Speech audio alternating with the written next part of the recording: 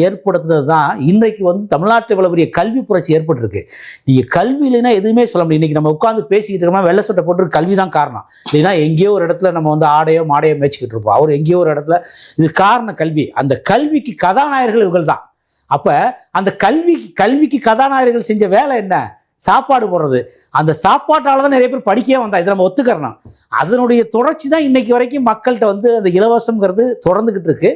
மக்கள்கிட்ட புரட்சி வராத வரைக்கும், மக்கள் வந்து கிளர்ந்து எழாத வரைக்கும் இந்த இலவசம் கொடுக்க வேண்டிய சூழல் தான் இருக்கும். அதற்கு நாம் தமிழர் கட்சி ஆமா, வேற வழியே இல்லை.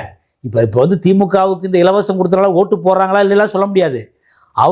அவர் கொடுத்தார்ல, நீ கொடு, நீ வந்து நல்லவனா, உனக்கு என்ன வேலை?